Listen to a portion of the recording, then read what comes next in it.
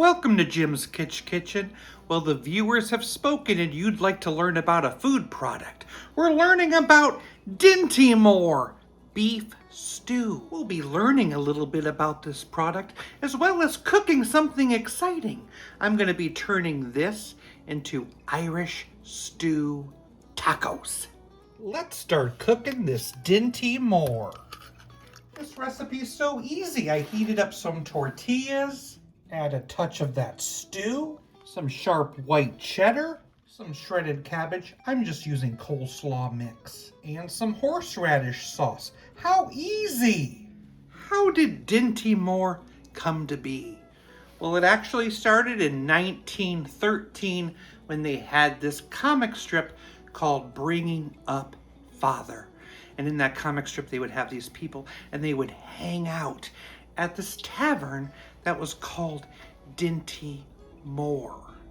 So, the creator of that comic strip had a friend named James Moore who ran a restaurant tavern in Manhattan, just like in the comic strip, and he even encouraged his friend, after the comic strip became popular, to turn his restaurant name into Dinty Moore. And then other Dinty Moores started popping up around the country.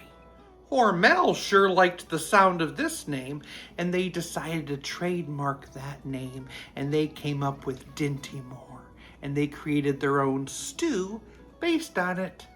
Not only did they do stew, they also made things like spaghetti and meatballs under the Dinty Moore name. The can of Dinty Moore beef stew came out in 1935.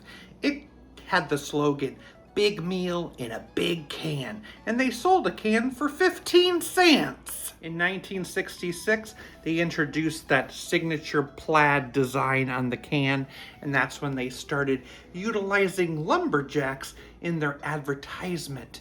At one point, they were putting thumbprints on the top of their can saying that was the lumberjacks' special thumbprint.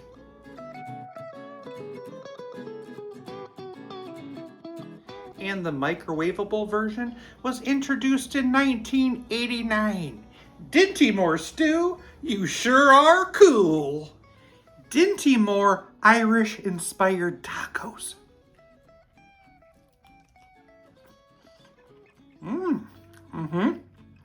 It's great. I love that horseradish sauce on top. The Dinty Moore stew is so comforting and savory. I think I'd give this easy treat a 7.6 out of 10. I would love your support on a future video. Now go on over to my community page and you'll see another one of those votes to vote for another food history video. Thanks for joining me. I was gonna end with a lumberjack joke, but it was too sappy.